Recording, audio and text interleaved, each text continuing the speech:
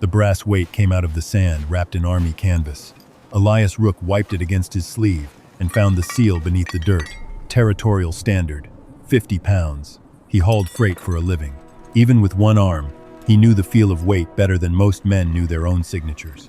This piece was heavier than Morel's 50-pound standard. Behind him, Sundown remained on his knees beside the abandoned way station, breathing hard from digging. The Camel's eye had gone cloudy years ago, and the town insisted his memory was failing with the rest of him. Yet he had dragged Elias 6 miles off the freight road to uncover a standard no inspector had seen in 14 years. Before Elias could lead him home, Sundown wandered behind the ruined station and refused to follow. Elias returned to Red Mercy before sunset and placed both weights on Maribel's produce balance. The difference measured just under a pound. Vance Morel smiled when confronted. He blamed corrosion, worn edges, faulty casting, desert grit, and rough handling. Then he questioned why Elias would trust a half-blind animal over certified freight records. Sheriff Pike called the weight abandoned property. The station clerk said it had been replaced lawfully and reminded everyone that Elias's loads had come up short for years. Then Sundown pushed through the open doorway. Dust coated his knees and chest. From between his worn teeth hung a leather water token punched with 2 patterns. One marked Morel's freight company. Beside it were Jonah Rook's initials and the number of his final route, the brother who had supposedly stolen a wagon load and fled into the desert. The official record said Jonah never reached the abandoned station. The token said he had. Vance Morel stared at it for 1 second too long. Then his hand closed around the buried standard. The one Elias had never said came from the sand. Morel released the brass weight as though it had burned him. For half a second, no one in Maribel's kitchen spoke. The produce balance still trembled on the table between the 2 standards, its needle wavering over the narrow difference that had turned 14 years of freight records into a question. Sheriff Pike watched Morel's hand retreat. Della Finch, the station clerk, lowered her eyes to the token hanging from Sundown's teeth. Morel recovered first. You showed us which one you found when you laid them down. Elias had placed both weights on the table at the same time. He knew it. Mara knew it. Pike probably knew it too. But Morel's answer arrived smoothly enough to give every uncertain person in the room somewhere safe to stand. Take the token from the animal, Pike said. Elias held out his hand. Sundown did not release it until Elias touched the camel beneath the jaw, where the hair had thinned to gray. The old leather was stiff with age, its edges polished by long use. Jonah's initials had been cut with the point of a knife, not stamped by a clerk. Elias recognized the slanted leg of the R. His brother had carved the same mark into canteens, harness buckles, and the pine box where they once kept winter flour. Della stepped closer before Morel could stop her. Route 27, she said quietly. Why? Morel turned his head. She looked as if she regretted the words the moment they left her. That was the number used before the North Station closed. Used by many teams, Morel replied. A route number proves nothing. Pike folded the token into a handkerchief and placed it beside the weights. He announced that both objects would remain in his custody until their ownership could be determined. When Elias asked under what law, Pike named a county property ordinance written for abandoned mining claims. Mara gave a dry laugh and asked whether a camel now qualified as a prospector. No one joined her. Outside, evening heat pressed against Red Mercy. Freight bells sounded along the main road, and dust hung above the depot roofs in a copper haze. Elias walked Sundown toward the lean-to behind his rented cabin, 3 streets beyond the freight yard. The camel moved stiffly, pausing every few dozen steps. His knees had swollen after the digging, and a faint tremor passed through his right foreleg whenever he lowered his weight. Elias had purchased Sundown 8 months earlier for $11 and a cracked water barrel. Morel's men had brought the camel in with surplus harness, rusted tent stakes, and other remnants from a dissolved military freight outfit. No one wanted an aging animal that frightened horses and spat at anyone who approached from the blind side. Elias had not wanted him either. He had only noticed that Sundown turned his head when Jonah's old route bell rang from a box of discarded gear. Since then, the camel had carried loads too light for a wagon and too awkward for a mule. Stoveplates, flour sacks, coils of rope, medicine crates. He was slow but steady, and he never confused one water stop with another. Elias trusted that memory because his own body had betrayed him often enough. 6 years earlier, a wagon tongue had shattered on the Salt Widow grade. The broken timber pinned his left arm beneath the axle until dusk. By the time Dr. Shaw freed him, there was nothing to save below the shoulder. Freight companies stopped offering long routes. Men who had once shared coffee with him began speaking louder, as though missing an arm had damaged his hearing. Morel later offered short contracts at reduced rates and called it charity. Those contracts kept Elias alive.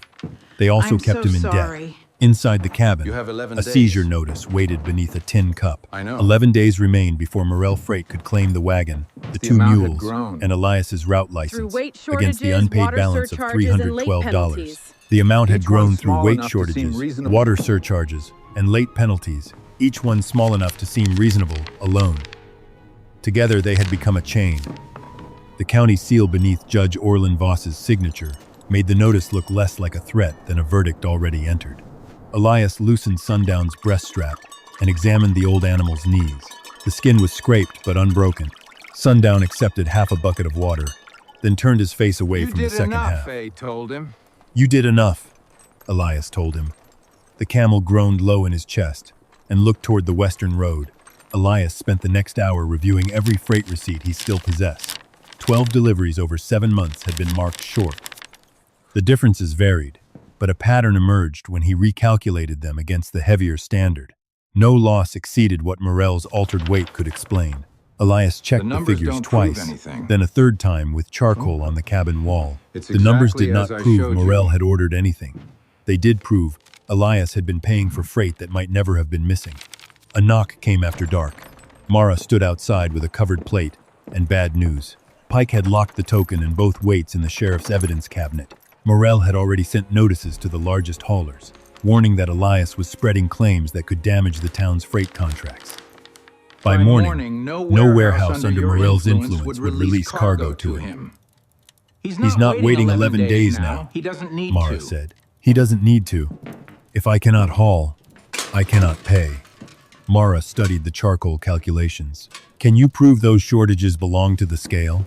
Not without the original station records. The North Station burned The its North books when it Station closed. burned its books when it That is closed. what they said. That is what they said.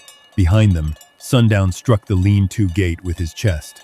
Elias ignored the sound at first. The camel pushed again, harder. When Elias stepped outside, Sundown had taken Jonah's old root bell from the hook beside the harness. He held the leather strap in his teeth and faced west. The bell gave one dull note. Elias removed the strap, but Sundown turned away and pressed his nose to the ground. In the moonlight beyond the cabin, a thin line of dark grit marked the road. Yes. It was not Stay desert here, I'll return sand. before dawn. It was black scale grease, fresh enough to shine. The trail led west toward the abandoned station. Someone had been there after Elias left. Elias followed the line of black grease beyond the last houses of Red Mercy, keeping Sundown's lead rope wrapped once around his right wrist. Mara walked beside him with a hooded lantern and a short-handled shovel. She had argued that Elias could not search the station alone, while Morel's men were already moving against him. Elias had argued that a widow who owned the only kitchen willing to feed him should not risk losing her business. Mara settled the matter by handing him the lantern. The grease trail faded where the freight road hardened into pale clay, but Sundown did not hesitate. He moved with his head low, stopping twice to test the wind. Moonlight silvered the flats and left the dry washes black. Each mile stiffened his gait.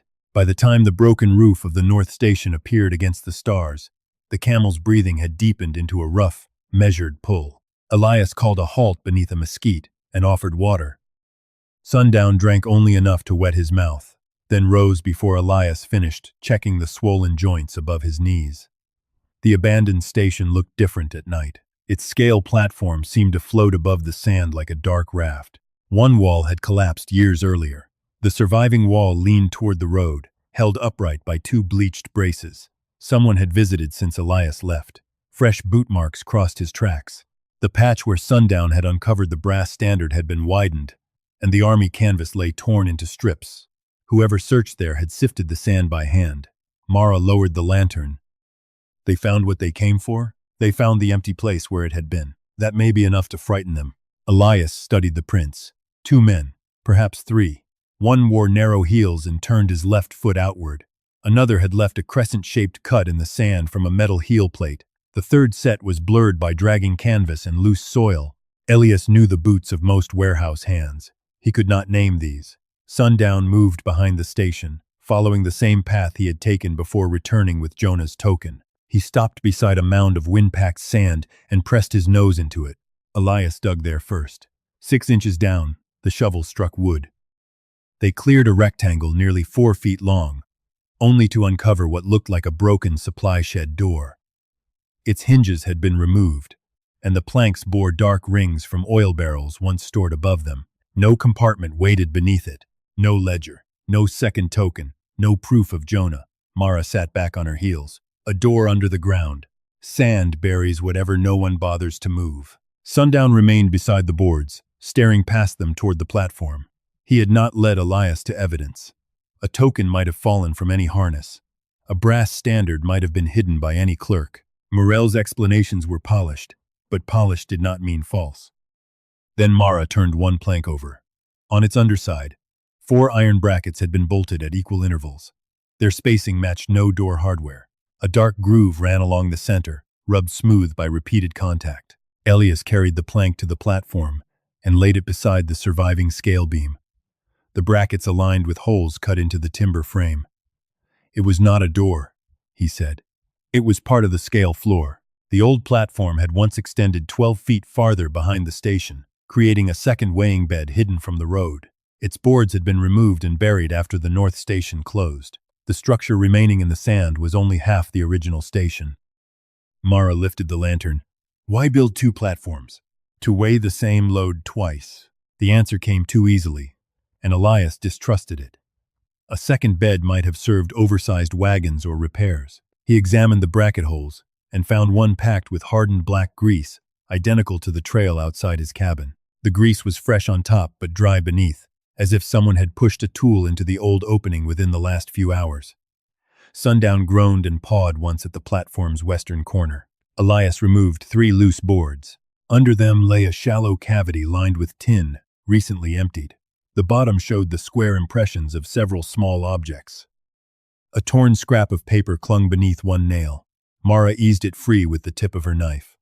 Only 5 handwritten words remained. South Bed Company.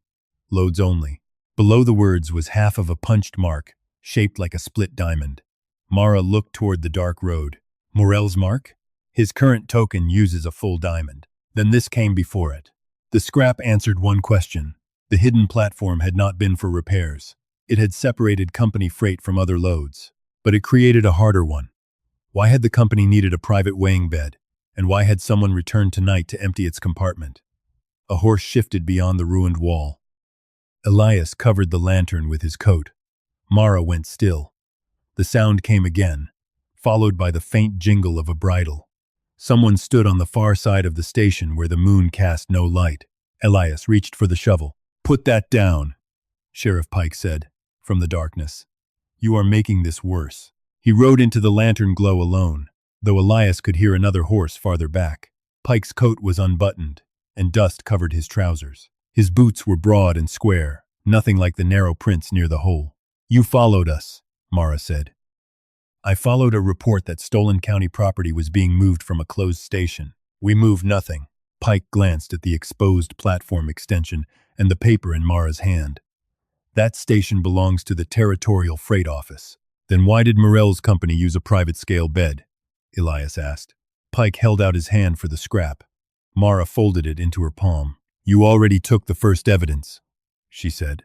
"We have not seen a receipt." "I logged it." "Under what case number?" Pike did not answer immediately. From the darkness behind him came the click of a horse's shoe against stone. The sheriff glanced over his shoulder, confirming that someone else was waiting. Elias stepped between Pike and the platform. "Who searched this place before us?" "No one under my authority."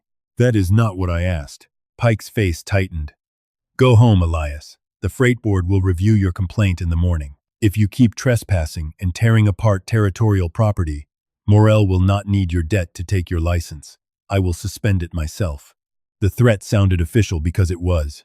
Elias could challenge a scale. He could not haul a pound of cargo without Pike's signature. Mara quietly slipped the paper scrap inside her sleeve. Sundown pulled the lead rope free and moved toward Pike's horse. The mount shied, but the camel ignored it. He lowered his head beside the saddle and inhaled along the leather skirt.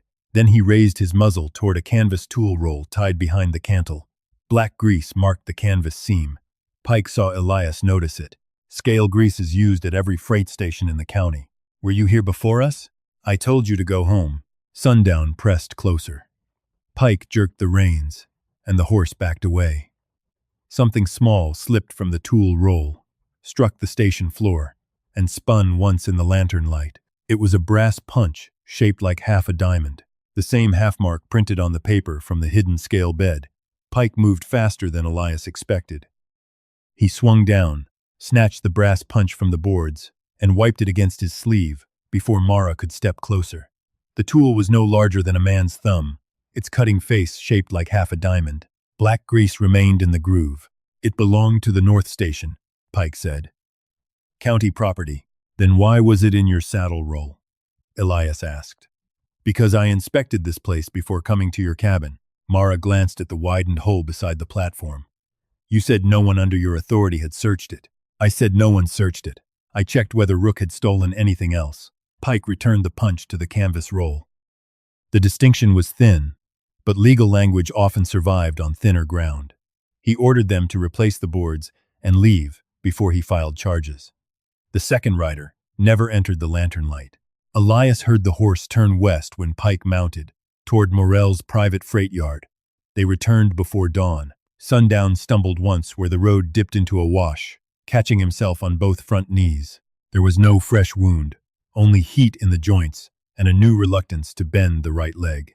Elias shortened the lead and walked the remaining miles at the camel's pace. By sunrise, Morel's warning had worked. The flour warehouse refused to release 2 sacks Elias had been hired to carry. The depot master removed his name from a medicine delivery. Even a furniture dealer who owed him $4 claimed the town could not risk disputed freight. Men did not call Elias a thief. They stepped aside and let empty work explain the judgment. Mara kept the scrap from the hidden scale bed inside a coffee tin. She placed it beside 3 old freight tags, collected from merchants who had used the North Road. One bore a full diamond. One carried a split diamond made from 2 punches. The third had only the left half, identical to the tool in Pike's roll. The pattern changed depending on who owned the wagon, Elias said. Or who weighed it, Mara replied. They needed more than 3 pieces of leather. Della Finch kept the freight ledgers in a narrow office attached to Morel's active station, and after her slip about Route 27, Elias suspected she knew what the marks meant. He waited until the noon teams crowded the yard and entered through the public counter. Della stood behind a high desk sorting scale tickets. She was 30 at most, with ink along the side of her hand and a habit of aligning every paper edge before speaking. When Elias placed the copied half diamond on the counter, her fingers stopped. You have seen this mark before, he said. Every clerk has. What did it mean? An old classification. Company loads only? Her eyes shifted toward Morel's office. You should go. Elias lowered his voice. Jonah's token carried 2 patterns. You recognized Route 27 before anyone explained it. I recognized the number. And the punch? Della gathered the ticket bundles too quickly. One slipped free and landed face up. The entry showed lamp oil received at 1,184 pounds. Beneath it, in Della's handwriting, a smaller figure had been added. Adjusted tare 16. The final credited weight was 16 pounds lower. Elias picked it up. That is current company business, Della said. How many independent wagons lose 16 pounds before their cargo is counted? Her face hardened. Put it down. The answer felt immediate and ugly. The clerk who had recognized Jonah's route was still subtracting weight from haulers. Elias had wanted Morel's hand behind every mark, but Della's ink carried the practice forward. He left with Mara before Pike could be summoned, convinced they had found the person altering the daily numbers. They checked merchants' copies of recent tickets. The same notation appeared repeatedly. 12 pounds for narrow wagons, 16 for broad beds, 24 for reinforced desert frames. Every adjustment had been entered by Della or clerks under her supervision. Morel's wagons carried no deduction. In 19 tickets, spanning 3 months, the loss reached 284 pounds, enough flour, lamp oil, and hardware to erase the profit from several long hauls. The deductions looked small only when read one line at a time. Mara watched Elias arrange the slips across her kitchen table. You think she built the system? No. She is too young.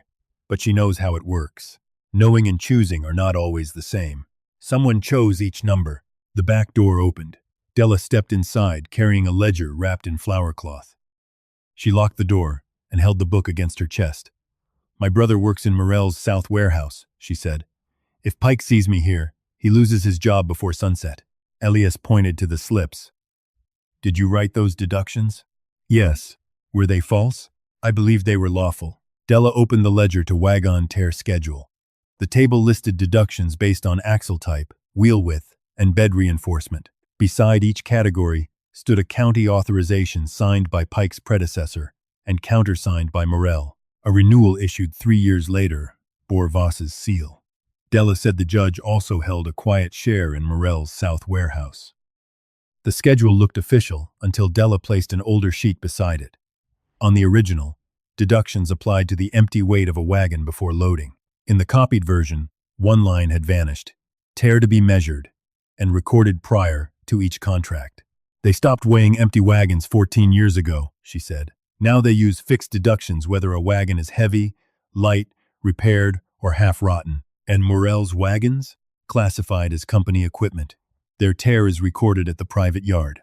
The hidden south bed had allowed Morell's wagons to be weighed under one method, while every independent hauler lost cargo credit through fixed deductions. The system predated Della's employment, yet her handwriting had helped maintain it. Why tell us now? Mara asked. Della turned several pages. Route 27 appeared 6 times in copied entries from 14 years earlier. 5 carried Jonah Rook's initials. The 6th listed the same wagon number under a different driver. V. Morell. Elias read it twice. Morell drove Jonah's wagon, or someone entered his initials later, Della said. This is not the original book. Where is it? Gone. Pike says the North Station records burned when the roof caught fire.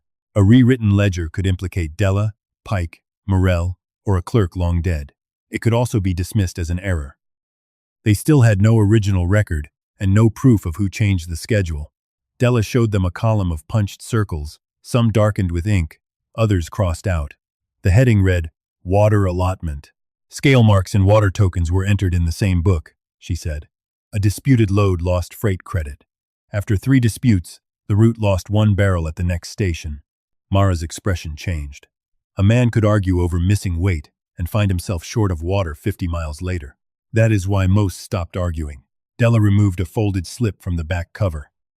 It was a request for access to sealed water files at Blacktooth Station, denied by Kobe Trent, the marshal responsible for commercial water permits.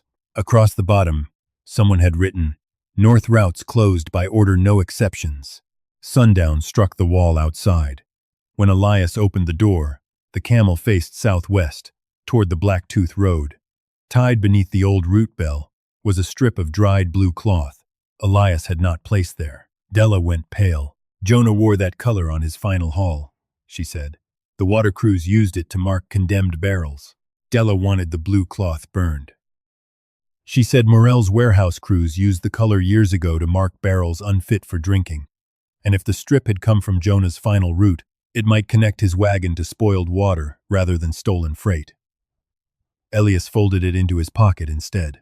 By first light, he had loaded 2 canteens, a coil of rope, Mara's shovel, and enough grain for one night. Sundown watched from the lean-to without rising. The Camel's right knee had stiffened during the few hours of rest. When Elias touched the swollen joint, Sundown pulled away and tried to stand. His first attempt failed. The second brought him upright, breathing through flared nostrils. Mara told Elias to take one of her mules. Della warned that Blacktooth lay 32 miles southwest, beyond the last maintained well. Elias listened to both women, then removed the pack frame from Sundown's back and carried the supplies himself in a small handcart. The Camel would walk without weight or remain behind. Sundown followed the cart before Elias finished tying the rope.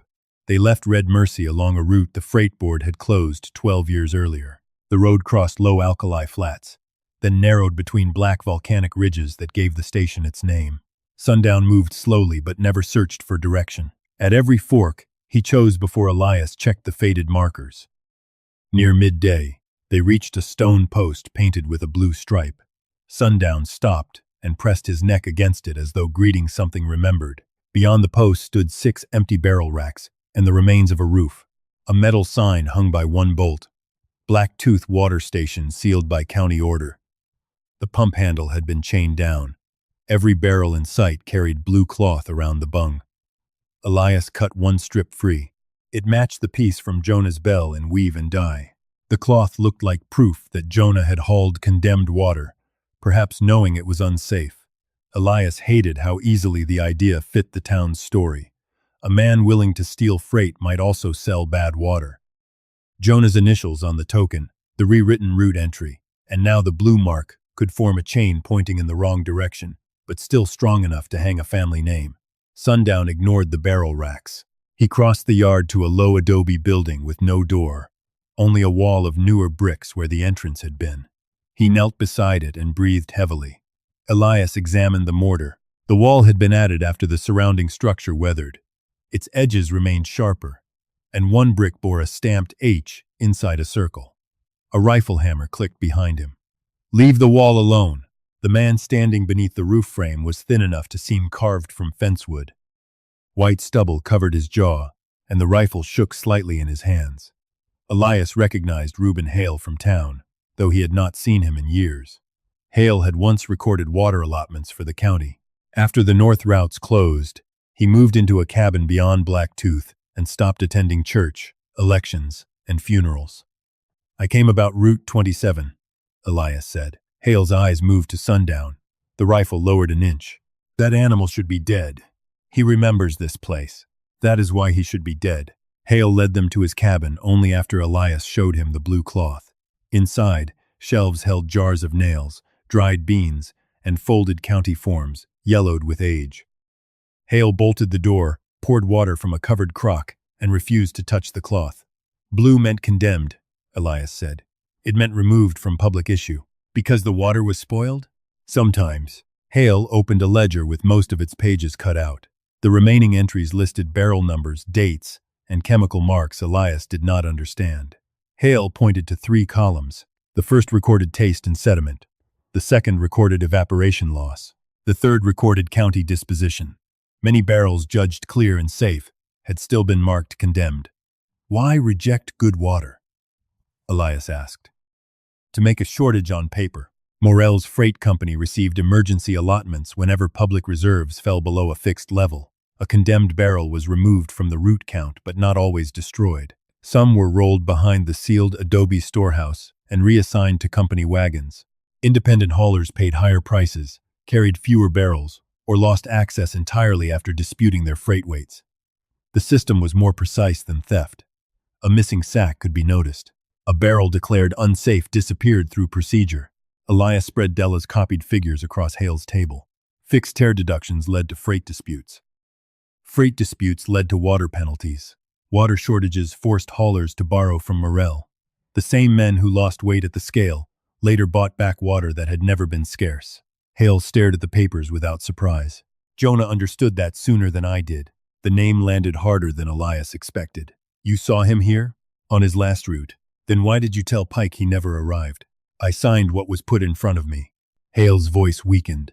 14 years earlier, Jonah had brought 21 barrels from the North Station. 7 were marked condemned at Black Tooth. Hale tested them himself and found nothing wrong. Jonah demanded a recount. Vance Morel arrived before sunset with a revised order bearing the freight board's seal. The 7 barrels were transferred to a company wagon, while Jonah's route was charged for failing to deliver its full allotment. Jonah threatened to take the papers to the territorial inspector, Hale said. Nathan Vale was due through Red Mercy that autumn. Elias remembered no inspection. "He never came," Hale continued. "Morel said the visit was delayed. I wrote Vale afterward. Twice. Neither letter received an answer. This was the first proof that an outside office had been expected before the records vanished. It was not proof that Morel had intercepted anything, but it explained why the North Station might have been dismantled in haste. "What happened after Jonah left?" Elias asked. Hale looked at Sundown through the cabin window. "He did not leave alone. Morel rode with him." The copied ledger entry bearing V. Morel was not necessarily forged. Morel may have taken control of Jonah's wagon after the dispute. Hale had seen them depart toward the old military cutoff, with Sundown tied behind the last barrel rack. He never saw Jonah again. Elias asked why Hale had stayed silent. "My son was 14, Hale said. Morrell held the note on our cabin. Pike's predecessor told me Jonah had confessed to selling county water. I chose the living person in front of me over the missing man on the road. The admission carried no excuse, only weight." Hale opened a tin box and removed a key, tagged B.T. Reserve. He had kept it for 14 years, though the sealed storehouse no longer had a visible door. They returned to the adobe building near sunset. Hale's key did not fit any lock because the entrance had been bricked over. Sundown stood with difficulty and circled the structure, stopping at the rear corner where the ground had sunk. Elias removed loose stones and found the top of an iron ventilation grate. Cool air moved through it. The reserve chamber was not empty. Through the grate, the lantern revealed rows of intact barrels beneath the floor, each wrapped in blue cloth. Their stamped dates ranged across 12 years. Some bore Morrell Freight's diamond. Others carried county seals that should have been destroyed when the water was condemned. A sound came from the ridge above them. Stone struck stone, followed by the scrape of a boot. Hale extinguished the lantern. Sundown tried to rise from his knees but could not do it on the first attempt. In the darkness, a man called down from the ridge. "Mr. Rook, Sheriff Pike says you are traveling on a suspended route license." Kobe Trent came down the ridge with 2 men behind him. One was a county water deputy Elias knew by sight. The other wore Morrell Freight boots and carried a coil of chain over one shoulder. Trent did not raise a weapon. He did not need to. His authority rode ahead of him in the form of stamped notices, sealed locks, and the knowledge that every commercial well between Blacktooth and Red Mercy answered to his office. "You are outside the boundary of your license," Trent said. "I am hauling no freight. You are traveling with commercial equipment on a suspended route. The cart belongs to Maribel. The camel carries nothing." Trent looked past him to Sundown, still struggling to gather his legs beneath him. "Then take the animal home before it dies on county ground." Hale stepped between Trent and the ventilation grate and said the chamber held water marked for destruction. Trent called it condemned stock and therefore a public health matter. When Hale insisted that he had tested and approved the water himself, Trent dismissed it as the 14-year-old judgment of a clerk removed for irregular records. Hale's face went white. The accusation was familiar enough to have done its work before. Trent ordered the deputy to escort Hale back to his cabin and told the Morrell man to chain the grate. The man looped Sundown's lead around an old support post before obeying. Elias requested a written inventory of the barrels beneath the floor. Trent promised one after an official inspection, smiling as though he were granting a favor. Sundown rose on the 3rd attempt.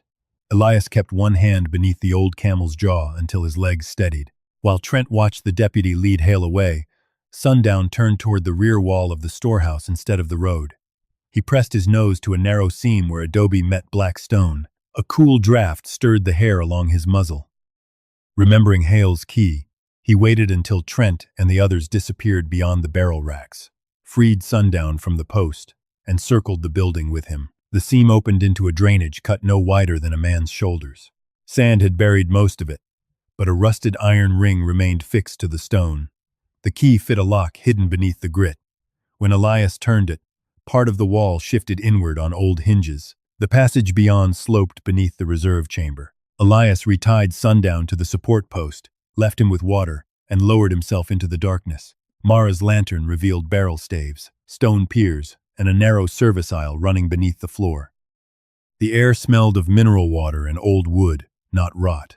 Above him, Trent's men dragged chain across the ventilation grate. Some barrels had leaked into shallow catch basins, leaving white mineral rings. Others remained sealed. Each carried a date, a county mark, and a route number. Elias copied what he could on the back of the seizure notice in his pocket. Route 11, Route 19, Route 27, Route 32. The dates covered more than a decade. This was not one season's fraud. It was a system inherited, repeated, and protected. Near the rear wall, one barrel lay apart from the others. Its blue cloth had faded almost gray. The county seal was broken, but the bung remained wired shut. Burned into the wood were the letters J.R. Elias. Touched them, and felt no relief. Jonah had marked every piece of personal gear, but he had never branded county barrels. Someone wanted his initials seen. Elias examined the wire and found it twisted left-handed. Jonah had been right-handed. Beneath the false mark, partly concealed by a metal band, was Moral Freight's split diamond. The barrel was not Jonah's. It had been made to look like his. Elias cut the wire and lifted the bung. No water waited inside. Rolled manifests filled the upper half, protected by waxed cloth. The first pages listed transfers from county reserves to Morel wagons. Most were unsigned. 3 carried the seal of Pike's predecessor. 1 carried Reuben Hale's name in a hand too stiff to resemble the old clerk's writing. Then Elias found Jonah's signature. The entry authorized the private transfer of 7 barrels and 400 pounds of borax from Route 27 to Vance Morel. Payment received, $180. The date was 6 months before Jonah disappeared. For a long moment, the chamber seemed to narrow around Elias. $180 was the exact balance on his first freight wagon after the Dry Sisters washout destroyed a contracted load. Morel's bank had given Elias 7 days to pay or lose the wagon and both mules. He had believed Jonah sold 2 breeding horses and their father's rifle to cover it. He had never asked to see the bill of sale. A second document lay beneath the transfer. It was a note in Jonah's hand. Vance says this is a single adjustment and no family loses water. I am taking the money because Eli will lose his route without it. I will replace the load before winter. The words did not clear Jonah. They condemned him more honestly than any town rumor had. He had accepted money to move county goods into Morel's private stock. Perhaps he had told himself no one would suffer. Perhaps Morel had chosen him because desperation made good men easy to bend. Elias sat on the stone floor with the note in his hand. For 14 years, he had defended Jonah as innocent or cursed him as a coward. Neither judgment had allowed his brother to be human. Jonah had done wrong. Worse, he had done it for Elias. A boot struck the floor above, sending dust through the boards. Elias forced himself to keep searching. Later manifests showed Jonah's name again, but the signatures changed. The J widened. The final stroke of the R curled inward. Someone had copied the mark without understanding how Jonah's injured thumb pulled his pen outward. Beside those entries appeared 11 haulers' names, each charged with missing freight or failed water delivery. 3 had lost wagons. 2 had left the county. 1 had died on the South Road after his emergency allotment was denied. The first transfer implicated Jonah. The later ones suggested his signature had become a tool. At the bottom of the barrel lay a route map with small red crosses beside hidden reserve sites. Blacktooth was only one of 5. A penciled total in the margin read, 6,420. Gallons removed from public count. That number transformed the crime again. Morel had not merely cheated Elias or ruined a few competing haulers. He had created shortages across the county, then profited from the fear those shortages produced. The service door scraped behind Elias. Kobe Trent stood in the passage with a lantern and a revolver held low against his leg. You should have taken the Camel home. Elias folded Jonah's note into his sleeve. Did Morel send you to empty this chamber? Trent's eyes moved to the open barrel. I came to prevent contaminated records from being misused. Records do not contaminate water. They contaminate towns. Trent stepped closer. Your brother understood that too late. The words revealed more than Trent intended. Elias asked how he knew Jonah had seen the records. Trent's expression did not change, but his grip tightened. Above them, Sundown bellowed once. The sound rolled through the chamber, followed by the crash of breaking boards. Trent glanced upward. Elias shoved the barrel between them and ran for the passage. Reaching the hidden door as part of the storehouse floor collapsed behind him. Sundown stood outside with a broken length of lead hanging from his halter. He had pulled against the rotten support post until the timber gave way, dropping 2 barrels through the floor and blocking Trent's path. The camel swayed when Elias reached him. They made it 50 yards before Sundown's front legs folded. Elias lowered himself beside the animal, Jonah's confession pressing against his arm and the copied route numbers hidden in his boot. Behind them, Trent shouted for the deputy to bring the horses. Sundown lifted his head toward a dry wash leading east, away from the Red Mercy Road. For the first time since the investigation began, Elias did not know whether following the camel meant saving the truth or losing him. Elias chose Sundown. Elias dragged the handcart into the wash, tipped it over, and wedged its shafts beneath Sundown's chest. The camel's breath came in dry pulls. Foam marked his mouth, and the right knee would not fully straighten. Elias let him drink a mouthful at a time, while Trent's riders reached the rim, hidden from view by the twisting cut. Sundown tried to rise once and failed. Elias could have left him, taken Jonah's note, and reached Red Mercy before dawn. The thought lasted only long enough to shame him. Jonah had once chosen a dishonest transfer because Elias's wagon mattered more than strangers he could not see. Elias would not repeat the same bargain by abandoning the creature that had carried the truth this far. He unloaded the canteens and buried the copied route numbers beneath a flat stone marked with 3 scratches. Then he looped the rope around the cart axle and pulled while Sundown pushed with his hind legs. On the second attempt, the camel reached his feet. He stood trembling, head low, while hoofbeats passed above the wash. The wash opened half a mile east into a bowl of stone hidden from the road. Sundown chose every turn, though Elias stopped him often. Beneath fallen brush lay an iron tank blackened with soot, yet the surrounding sand held no ash. Sundown pressed his nose to the lower valve. The handle had been wired shut with copper. Elias cut the wire and opened it. Nothing flowed. When he tapped the metal, the tank answered with a hollow note from the top and a duller one below. Someone had built a false bottom. The inspection hatch was too high for Elias to reach alone. Sundown lowered himself beside the tank without being asked. Elias stepped onto the pack blanket, then onto the camel's shoulder, using his remaining arm to pull himself level with the hatch. The animal shook under his weight, but held until the latch gave. Inside the upper chamber lay a canvas coat, a rusted compass, and a waxed packet tied with blue cord. Jonah's name was written across the coat lining.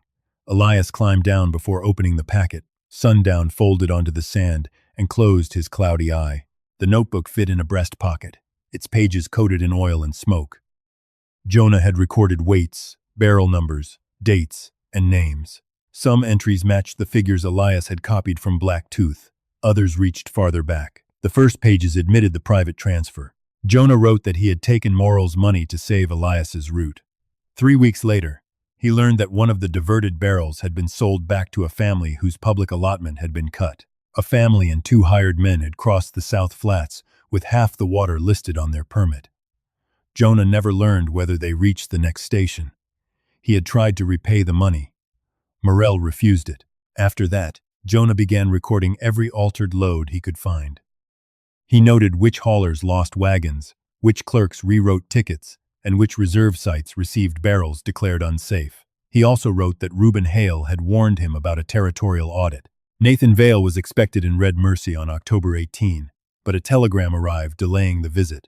Jonah copied the telegram number and added 1 line beneath it. Morrell knew of the delay 2 days before the station received notice. The final entries shortened. Jonah planned to meet Vale at Cinder Junction instead of waiting in Red Mercy. He intended to carry the notebook inside the false tank and leave Sundown tied near the military cutoff if he did not return by sunrise. The last full sentence read, "Eli must hear what I did before he hears what they say I did." Below it, written in a hurried hand, were 4 words. Vance brought Pike's father. Elias stared at the line. Sheriff Pike's father had served as deputy under the previous sheriff. The notebook did not say what happened afterward. The final page had been torn out. Voices echoed from the western end of the wash.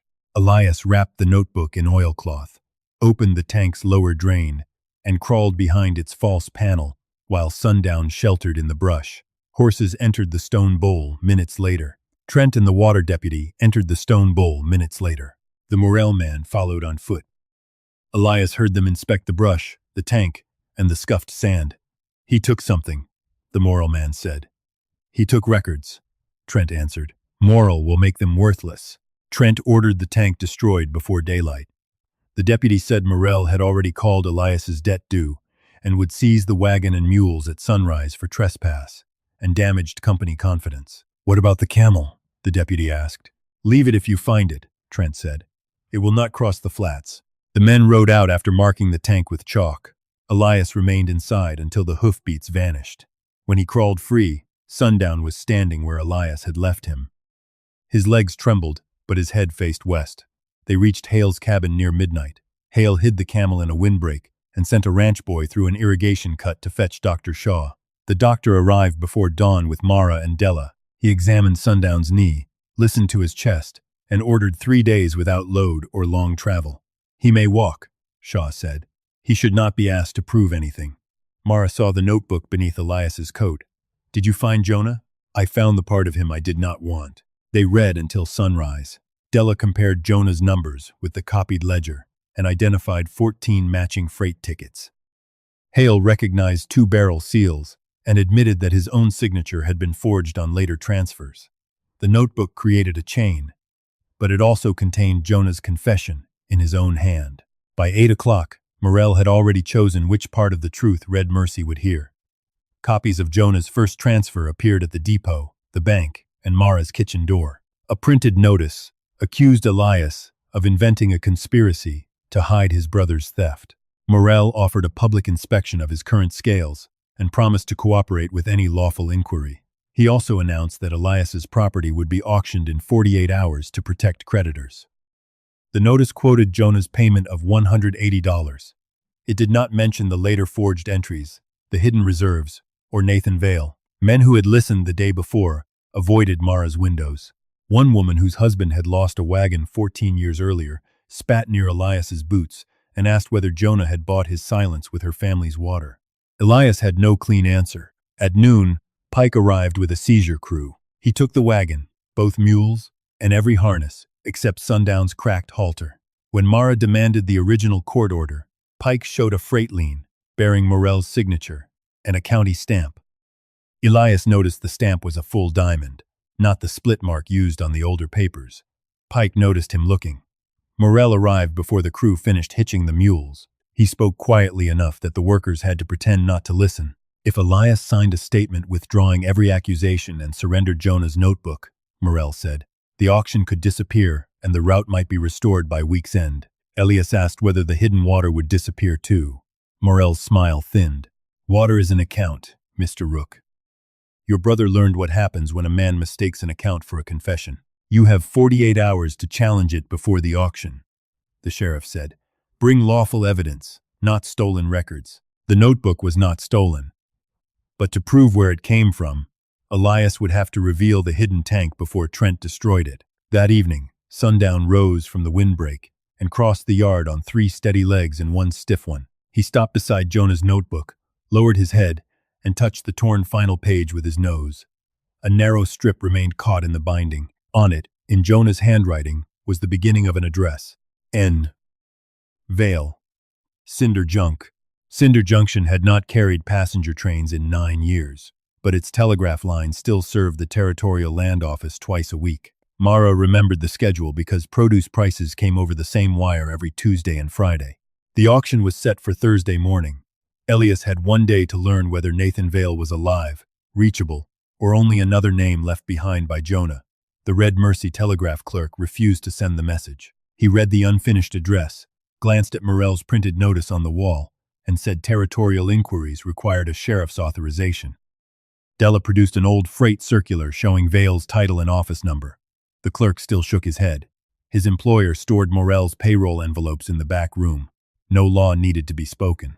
Mara sent the message from Dry Lantern, 12 miles north, under the name of her produce supplier. It contained Jonah's copied telegram number, the date of the delayed audit, and 6 words: original records found.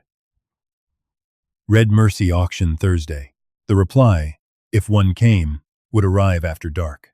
Elias spent the day visiting haulers, whose names appeared in Jonah's notebook. Sundown remained in Hale's windbreak with Dr. Shaw, who had bound the right knee and threatened to tie Elias to the same post if he tried taking the Camel on another long road. Elias went on foot. The first man shut the door when Jonah's name was mentioned. The second admitted losing a wagon after 3 disputed loads but refused to speak against Morrell while his son hauled company freight. A woman named Ruth Calder brought out 17 receipts from a flour route her husband had operated until his death. The deductions matched Della's schedule, and 2 water penalties followed within the same month. Ruth agreed the numbers were wrong. She would not agree to stand at the auction. "Morrell owns the note on this house," she said. "Truth will not keep the roof on after he takes it." By noon, Elias had heard the same fear in different words. A wheelwright remembered company wagons, leaving Black Tooth full after public reserves were declared empty. A former teamster knew of a family charged for water they never received. One old driver had seen Jonah arguing beside the military cutoff. Each memory added shape, but not courage. Elias finally stopped asking them to clear Jonah's name. He showed them the notebook's lists without hiding the confession. Jonah had taken $180. Elias said so before anyone else could. He explained that the first transfer was real, the later signatures were not, and the same system had used one man's wrongdoing to conceal years of theft. "I am not asking you to call my brother innocent," Elias told Ruth Calder when he returned. "I am asking whether Morel had the right to make your husband pay for Jonah's mistake." That question changed the room. Ruth brought her receipts to Mara's kitchen at sunset. The wheelwright arrived with 2 water invoices. 3 former haulers followed. Then a storekeeper, whose lamp oil deliveries had carried identical deductions. Della arranged the records by date, while Hale marked the routes on Jonah's map. The connections crossed 14 years and 23 independent wagons. Some losses were small. Together they amounted to 9,180 pounds of uncredited freight and at least 8,700 gallons removed from public allotments. The figures exceeded Jonah's notebook because the living brought what the dead had never recorded. Pike entered without knocking. He carried an order prohibiting the display or distribution of documents taken from county water property. The order bore the signature of Judge Orlin Voss, who owned shares in Morel's warehouse. Pike read it aloud, folded it, and asked Elias to surrender the notebook. "No," Elias said. The answer surprised the room more than the sheriff. Elias had spent years yielding to forms he could not afford to challenge. He had accepted reduced contracts, disputed weights, and the town's belief that losing an arm had made him less of a man. Now 23 routes lay across the tables, and every quiet surrender looked like part of the machine. Pike rested a hand near his holster. "Do not make me arrest you in front of these people." Ruth Calder placed her receipts over the notebook. The wheelwright added his invoices. Mara covered them with the hidden platform scrap. Della laid down the copied tear schedule. One by one, others placed their records on top until Jonah's book disappeared beneath evidence owned by people Pike could not call thieves. "You may take my husband's receipts," Ruth said, "but write my name on the seizure list." Pike looked around the kitchen. Arresting Elias was simple. Confiscating documents from 12 townspeople under the eyes of the rest was another matter. He ordered everyone to appear before Judge Voss at the auction and warned that any record lacking official custody would be excluded. After he left, fear returned, but it no longer belonged to one person. The reply from Cinder Junction arrived at 9. Nathan Vale retired. Records transferred Territorial Measures Office. Audit delay telegram, not issued by this station. Message forwarded. Vale located at Dry Lantern. Territorial officer dispatched. The reply promised an inquiry, not an outcome. Dry Lantern lay 24 miles away, close enough for Vale and an officer to take the night freight coach if they chose. More important, the office confirmed that the audit delay had not come through Cinder Junction. Someone had manufactured or diverted it. Della compared the telegram number in Jonah's notebook with old numbering tables. The prefix belonged to Red Mercy Freight, not Cinder Junction. Morel's office had sent the delay. They now had motive, method, victims, and a chain of records, but Judge Voss could still reject all of it. Hale's testimony could be attacked as revenge. Della could be blamed for current entries. Jonah's confession could poison the room before Elias read the pages that followed. Mara asked what would prevent Morel from opening the auction with the confession. "Nothing," Elias said, "so I will open with it." Silence held for a moment. Elias explained that hiding Jonah's guilt would allow Morel to reveal it as a lie. He would admit the first transfer, name the reason, and show how Morel copied Jonah's signature afterward. Justice for the haulers could not depend on making Jonah better than he had been. Near midnight, Dr. Shaw came from Hale's windbreak. Sundown had eaten and stood without help, but the knee remained inflamed. He could walk through town. He could not make another desert crossing. Elias visited him before dawn. The camel lay beneath the brush roof with Jonah's root bell beside his forelegs. Elias fastened the bell to the cracked halter but left the pack frame hanging on the wall. "You do not have to lead me anywhere tomorrow," he said. Sundown lifted his head and leaned his muzzle against Elias's chest. The gesture lasted only a second before the animal settled again. The auction yard filled before sunrise. Morel's men arranged Elias's wagon, mules, harness, and tools in a clean row beneath the freight depot awning. Judge Voss took a chair beside the scale. Pike stood near the evidence table.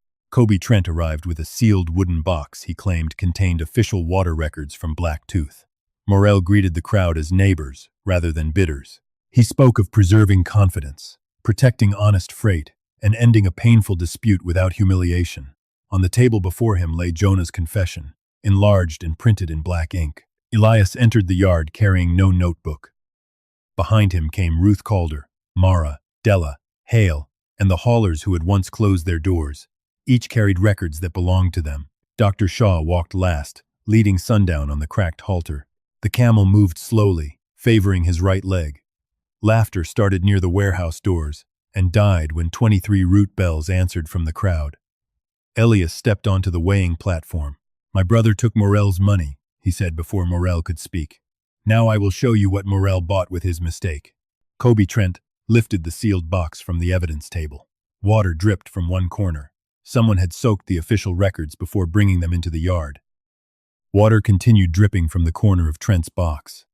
Judge Voss glanced at the stain, then at the crowd gathered around Elias's wagon. "Open it," he said. Trent broke the county seal. Inside lay 3 ledgers swollen against their bindings, their ink spread into blue-gray clouds. He lifted one by its spine and let the pages sag. "These are the official Black Tooth records Mr. Rook claims were concealed. Age and mineral seepage have made them unreadable. They were dry yesterday," Elias said. Trent smiled without warmth. "According to a trespasser who entered a sealed reserve chamber. Voss ruled that no accusation based on the damaged books would delay a lawful auction. The official evidence had arrived in public already ruined, and the man who controlled it was asking the room to treat its destruction as proof that nothing could be proved." Morel rose before Elias could answer. He held up the enlarged copy of Jonah's first transfer and read the amount aloud. $180. He described Jonah as a desperate hauler who sold county water, falsified deliveries, and fled when discovery became certain. Then he turned toward Elias with practiced sorrow.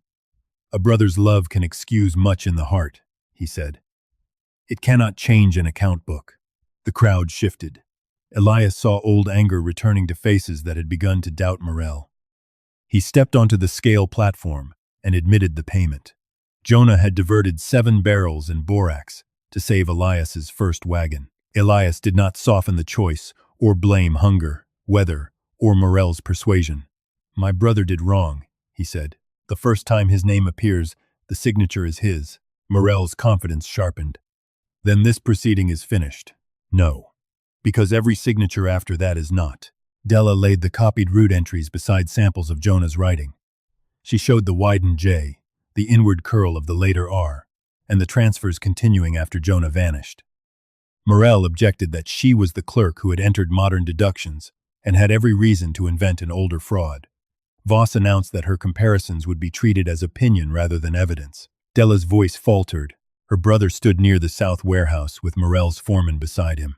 For a moment, it seemed she might step away. Then Ruth Calder placed her husband's 17 receipts on the scale. The wheelwright added 2 invoices. Other haulers followed until the platform held records from 23 routes, each document owned by the person presenting it. Hale explained how freight disputes triggered water penalties and how clear barrels disappeared from the public count. Morel called him a dismissed clerk with a grudge. Trent produced Hale's old removal order. Voss read the phrase "irregular record keeping" and asked why anyone should trust a man already condemned by the county.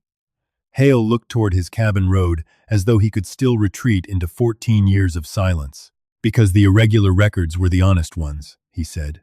"I signed the false order after they threatened my son. I will carry that shame. I will not carry their lie another day." The crowd did not cheer. The confession was too painful for that. Several former haulers moved closer to the platform. Morel claimed wheel repairs, evaporation, torn sacks, and careless handling could explain the losses.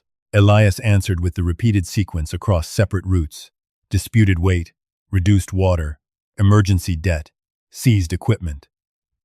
One coincidence might be weather. 23 identical patterns were policy. Judge Voss ordered Pike to take Jonah's notebook.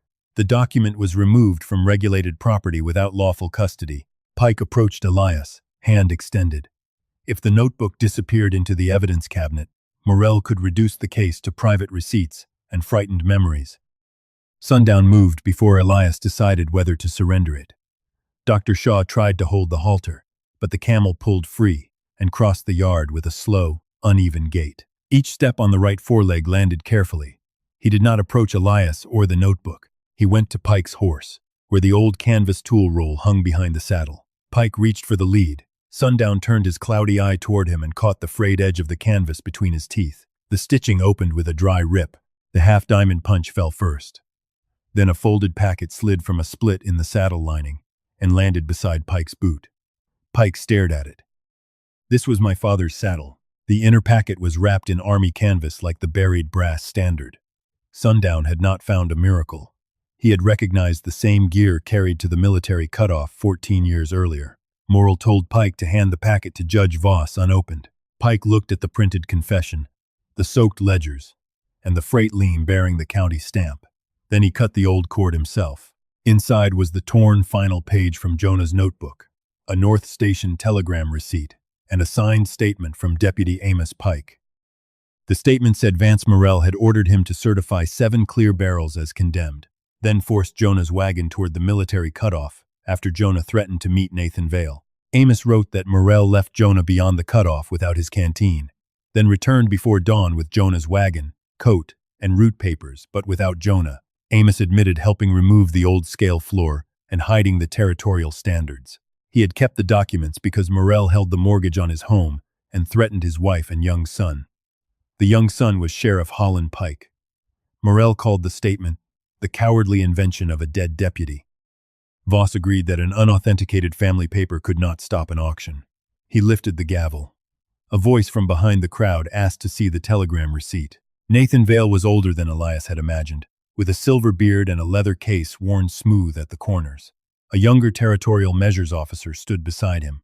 Vale explained that the Cinder Junction office had forwarded Mara's message to him at Dry Lantern, 24 miles away, before the night freight coach departed. He had brought the archived audit docket because an inspection bearing his name had been delayed without his authorization.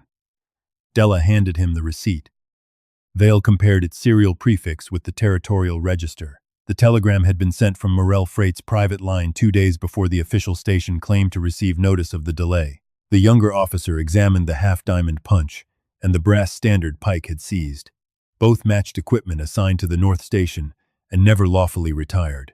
The people of Red Mercy had already exposed the scheme with their receipts, testimony, copied entries, and the papers Pike's father had hidden. Vale made the chain legal enough to survive the room. Judge Voss tried to continue the auction. The territorial officer sealed both scales and the freight office, pending investigation into false measurement, diversion of county water, destruction of records, and fraudulent liens. Without a certified scale, no lawful freight auction could proceed. Morrell ordered his foreman to remove the account books from the warehouse. Pike stepped into the doorway. For years, the sheriff had protected order by protecting the men who defined it. Now his father's statement lay open before the town, showing where that obedience led. Pike took off his badge and placed it on the auction table. "I am still sheriff until the county accepts this," he said. "And those books are not leaving." Trent attempted to blame the destroyed records on Hale and Jonah. Ruth Calder pointed to the water dripping from the box he had carried. Mara pried at the warped base with her kitchen knife and exposed a false bottom containing dry transfer slips. Trent had preserved the documents that protected Morrell while destroying the ones that did not. By sunset, Morrell's accounts were under territorial seal. Trent was held for evidence tampering, and Judge Voss was removed from the proceeding because of his financial interest in the warehouse. Pike submitted his resignation and a statement describing every time he had used county authority to discourage Elias. No one called that courage. It was only the beginning of payment. The investigation took months. 23 freight liens were suspended. Water reserves at 5 hidden sites returned to public control. Morrell's assets funded partial restitution, though no money restored the years lost by families driven from the county. Della became custodian of a public scale register. Every wagon was weighed empty before loading, and every water allotment was posted where any hauler could read it. Elias's route license was restored. He did not return Sundown to freight work. On the first cool morning of autumn, Elias walked with him to the abandoned North Station. The roof had been braced, but the broken platform remained open while territorial crews measured its 2 weighing beds. Sundown carried no pack. His knee had healed enough for a slow road, not another season of hauling. Elias sat beneath the leaning wall and read Jonah's final page. His brother had written that he did not expect forgiveness. He wanted the water returned, the false charges named, and Elias told the whole truth rather than the cleaner story of an innocent man destroyed by villains. At the bottom was one last sentence: "Do not save my name by burying what I did." Elias folded the page and placed Jonah's water token beneath the old root bell. He had spent 14 years trying either to defend his brother or despise him. Both had been easier than understanding him. Sundown lowered himself beside the platform with a long, careful motion. This time he did not scrape the sand or pull toward another hidden road. He rested his head near Elias's boot and closed his clear eye first, then the cloudy one. The scale house no longer held anything they needed to find. Justice had arrived too late for Jonah, and too late for many who had lost their wagons, homes, and years. But the water flowed publicly again. The weights matched on both sides of town, and the truth no longer depended on a frightened man keeping silent. Elias removed Jonah's root bell from the post and carried it home. He left the water token in the light.